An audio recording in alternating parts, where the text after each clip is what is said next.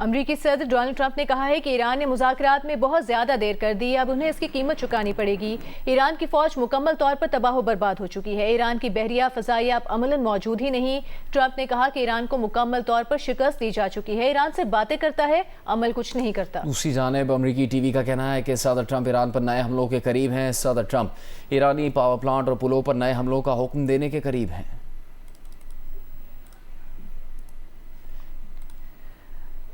आपको बताते हैं कि अमरीकी सदर डोनाल्ड ट्रंप ने कहा है कि ईरान ने मुज़ाकरात में बहुत ज़्यादा देर कर दी है। सदर ट्रंप का मज़ीद कहना था कि मीडिया बहरी नाकाबंदी के मौसर होने को रिपोर्ट नहीं कर रहा। अगर हम ना चाहें तो कुछ भी यहाँ से नहीं गुजर सकता।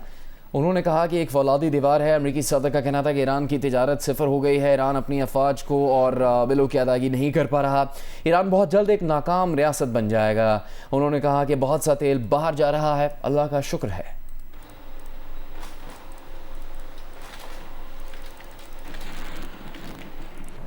ईरान के सदर मसूद पेज़ेश्कियान ने कहा है कि जंग ईरान के मफाद में नहीं है, लेकिन धमकियों से ईरान को झुकने पर मजबूर नहीं किया जा सकता। ईरान जंग नहीं चाहता, तहम खुद मुख्तारी और कौमी वक़ार पर किसी किस्म का समझौता भी कबूल नहीं करेगा। अगर वो जहरीत का रास्ता इख्तियार करते हैं तो हम हरगिज़ पसपा इख्तियार नहीं करेंगे। दुश्मन इस उम्मीद में है कि वो हमारे दरमियान तकसीम पैदा करके अपने मकासद हासिल कर लेगा। मसूद पेज़ेश्कियान ने कहा कि खित्ते के अरब ममालिक को ईरान के खिलाफ मुत्तहिद करने का दुश्मन का मंसूबा भी नाकाम साबित हुआ। किसी मुल्क को तैयारों बमबारी के जरिए सरेंडर करने पर मजबूर नहीं किया जा सकता। वो गजा को 3 साल बाद भी सरेंडर करने पर मजबूर नहीं कर सके। वो ईरान को मजबूर करके सरेंडर करने की तवक्को कैसे कर सकते हैं?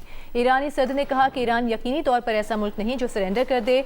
जंग यकीनन मुल्की मफाद में नहीं है। हमें न जंग न अमन की इस सूरत हाल से आगे बढ़ना होगा।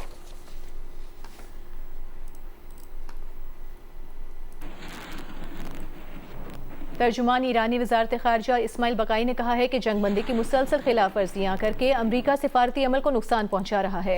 गुज़िश्ता रात पेश आने वाले वाक़यात के पेश नज़र हमें इस मामले पर तहकीकात करने की ज़रूरत है। तर्जुमान का मज़ीद कहना है कि गुज़िश्ता रात हमने दुश्मन के सामने निहायत मजबूत अंदाज में ताकत का मुजाहिरा किया और साबित कर दिया कि मुसल्लह अफवाज मुल्क के दिफा में किसी किस्म की हिचकिचाहट का मुजाहिरा नहीं करती। इस्माइल बकाई का कहना था कि सिफारतकारी और मैदान जंग एक साथ चलते हैं। हम दुश्मन के हर किस्म की शरारत का मुकाबला करने के लिए तैयार हैं। ईरान अपने दिफा के फितरी हक के इस्तेमाल में कोई हिचकिचाहट महसूस नहीं करेगा। ईरानी वजारत खारजा का कहना है कि खलीजी ममालिक अपनी सरजमीन या तनसीबात ईरान के खिलाफ हमलों की मनसूबाबंदी, तंजीम, अमल दरामद या मुआवनत के लिए इस्तेमाल ना करने दें।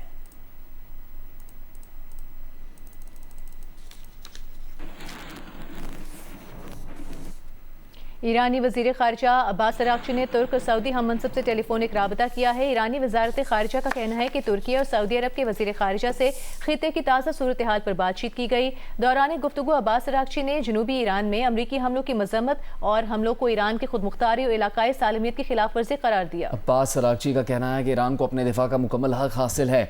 हमलों के जवाब में ईरानी मुसल्लह अफ़वाज की जवाबी कार्रवाइयाँ जायज़ हैं।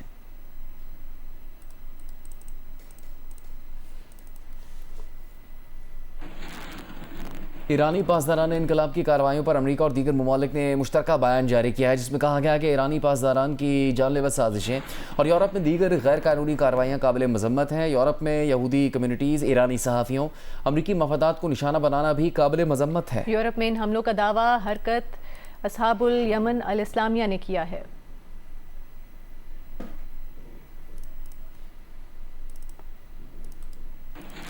वज़ीर आज़म शहबाज शरीफ ने कहा है कि ज़्यादा से ज़्यादा वसाइल पैदा करना और दिफा के लिए वसाइल की फरहमी हमारी तरजीह है। दहशत गर्दी के चैलेंज से निपटने के लिए वसाइल दरकार हैं। बजट के हवाले से सूबों के साथ कई हफ्तों से मशावरत जारी है। सूबों के साथ मजीद वसाइल पैदा करने के हवाले से मशावरत हुई है। कौमी इक़्तिसादी काउंसिल के इजलास से खिताब में वज़ीर आज़म ने कहा कि GDP में तेज़ी के लिए ऐसे इक़दाम करने होंगे जिससे एक्सपोर्ट्स बढ़ें। मुल्की मईशत को बड़े चैलेंजेस का सामना करना पड़ा। मुश्किलात के बावजूद कोशिश की कि IMF प्रोग्राम पर अमल पैरा रहें। कल रात MD IMF से बात की। उन्होंने पाकिस्तान के मुखलिसाना कोशिशों को सराहा। मैक्रो लेवल पर हमारी मईशत स्टेबल है, लेकिन इसके अंदर अब ग्रोथ की इंजेक्शन एक इंतहाई अहम मरला है। जो हमारी जो इकॉनमी है उसकी जो GDP है उसमें तेज़ी से इजाफा लेके आना है, तो हमें इकॉनमी में ऐसे इंसेंटिव्स इंजेक्ट करने होंगे जिससे एक्सपोर्ट्स बढ़े, जिससे मैन्युफैक्चरिंग वो रिवाइव हो और इकॉनमी वो ट्रांसफॉर्म करे। IMF प्रोग्राम पर हम अमल पैरा रहें। कल रात मैंने ख़ुद MD IMF से बड़ी तफसील से गुफ्तगू की। She was extremely appreciative of Pakistan sincere efforts. पिछले कई हफ्तों से हमारी भरपूर सूबों से मुशावरत जारी थी कि मज़ीद वसाइल हम कहाँ से लेके आएँ कि आज सबसे बड़ा जो आपका चैलेंज है वो आपके अपने डिफेंस को, दिफा को मजबूत बनाना। जो आपके जो टेररिज्म है जिसके ऊपर पूरी कौम कुर्बानियाँ दे रही है, ख़ास तौर पर सूबा KP और सूबा बलूचिस्तान के अवाम, माएँ बहनें, जवान बेटे, बच्चे बच्चियाँ और उसके साथ लॉ इन्फोर्सिंग एजेंसीज, हमारी आर्म फोर्सेस के जवान और अफसर वो दिन रात कुर्बानियाँ दे रहे हैं। वज़ीर आज़म शहबाज शरीफ के ज़ेर सदारत कौमी इक़्तिसादी काउंसिल का इजलास हुआ। काउंसिल ने अहम माशी अहदाफ की मंजूरी दे दी। वफाकी वज़ीर एहसन इकबाल का कहना है कि आइंदा माली साल GDP ग्रोथ का हदफ 4% रखा गया है।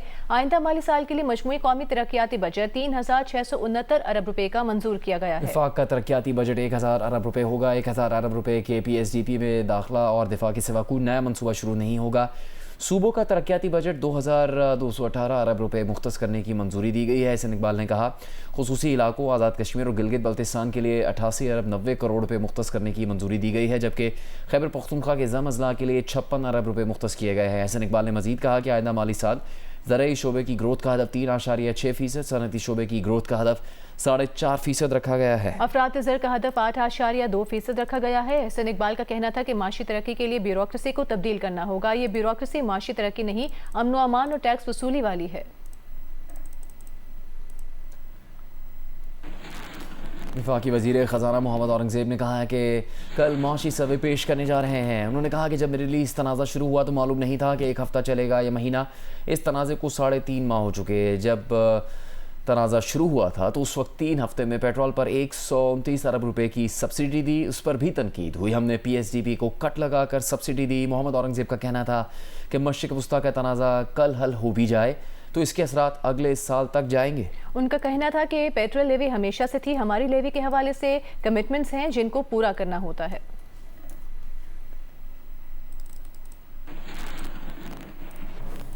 और यहाँ आपको बताएंगे भारत का जंगी जुनून जारी है। भारत के जौहरी हथियारों के ज़ख़ीरे में तेज़ी से इजाफा हुआ है। गुज़िश्ता 1 बरस में भारत ने 10 नए एटमी वॉरहेड्स बना लिए हैं। बरतानवी अखबार टेलीग्राफ में शाया रिपोर्ट के मुताबिक भारत का जौहरी ज़ख़ीरा 190 वॉरहेड्स तक पहुँच गया है, जो अब बरतानिया की बराबर की सतह है। भारत समंदर से एटमी हमले की सलाहियत को बढ़ा रहा है और जौहरी मिसाइल ले जाने की सलाहियत रखने वाली 2 आबदोज़ें अपने बहरी बेड़े में शामिल की हैं। रिपोर्ट के मुताबिक इसी अरसे में पाकिस्तान का एटमी ज़ख़ीरा मुस्तहकम रहा है। कतर का वफ्द ईरान पहुंच गया। ईरानी मीडिया के मुताबिक कतरी वफ्द 2 तरफ़ा ताल्लुकात और इलाकाई पेशरफ़्त पर बातचीत के लिए ईरान पहुंचा है। कतरी वफ्द ईरान अमरीका जंग खत्म करने के सिफारती अमल पर भी बातचीत करेगा। कतर की तरफ से अभी इस बारे में कोई तबसरा नहीं किया गया है। मरी एक्सप्रेस वे पर अलमनाक हादसे में 10 अफराद जाँ बहक और कई जख्मी हो गए। डिप्टी कमिश्नर ने हादसे की तहकीकात के लिए इंक्वायरी कमेटी तश्कील दे दी है। यह हादसा हुआ कैसे आपको बताएंगे नुमाइंदा GA न्यूज़ आयाज़ अकबर यूसुफज़ई। जी बिल्कुल, मरी पर एक रास्ते पर एक आपको पता कि अफसोसनाक एक वाक़या हुआ है जिसमें एक हाईएस में आग लगी और उसके वजह से 10 लोग की कैजुअलिटी हुई है। 10 लोग जो है वो जो इस हादसे में अपनी जान की बाजी हार बैठे। ये गाड़ी जो है ये मरी की जानिब जा रही थी, कुछ सियाह इसके अंदर मौजूद थे और गाड़ी को अचानक आग लगी। वजह क्या थी आग लगने की, वो यहाँ पर जो मौजूद मुतलका एजेंसियों के जो मुख्तलिफ रेस्क्यू और पुलिस और दीगर जो एहलकार उनसे हमारी बात हुई तो उन्होंने कहा कि यूँ लग रहा है बाजार कि जैसे ड्राइवर अपना कंट्रोल खो गया था, जिसकी वजह से गाड़ी जो है वो साइड से टकराई और इसमें आग भड़क उठी। एक तो ये गाड़ी जली, इस गाड़ी के जलने के बाद ये जो 7 पहाड़ी है इसमें मुकम्मल तौर पर इस गाड़ी के जलने के बाद जो है इसमें आग लगी है और वो आग की शिद्दत इतनी ज़्यादा है कि अभी तक जो है इस आग को बुझाने के लिए रेस्क्यू और यहाँ पर जितने भी पंजाब के दीगर इदारे हैं इसको बुझाने में मसरूफ है, लेकिन ताहार ये आग नहीं बुझी।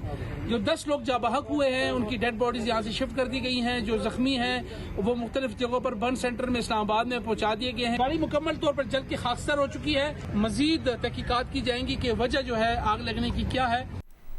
मरी एक्सप्रेसवे पर हादसे का शिकार वैन में सवार खानदान का ताल्लुक मुल्तान से है। इस वक्त मुतासरा खानदान के घर में सोग का समा है और हर आंख अश्कबार है। आपको इस बारे में मजीद बताएंगे जियो न्यूज़ के नुमाइंदे इमरान चौधरी।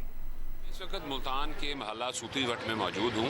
आज सुबह मरी एक्सप्रेस वे पे जो एक हादसा हुआ और उस हादसे के नतीजे में एक पोस्टर को आग लगी और उस आग लगने के बाइस जो है वो 10 अफराद जो है वो जहाँ बक हुए और 13 ज़ख्मी हुए। ये तमाम अफराद जो पोस्टर में सवार थे इनका ताल्लुक एक ही ख़ानदान से था। जो यहाँ पे गुरसा थे उनसे जब हमारी बात हुई तो उनका ये कहना है कि उन तक जो इतलात आ रही हैं वो ये थी कि जो ड्राइवर है वो जिस वक्त ये हादसे का शिकार हुआ है उनको ये इतलात मिल रही हैं कि ड्राइवर जो था वो मौके से फरार हो गया। गाड़ी की हालत अच्छी थी लेकिन उस गाड़ी के अंदर जो था वो गैस सिलेंडर था। मेरा बेटा था पीछे कार पे, बहू भी, बच्चे भी थे उनके साथ।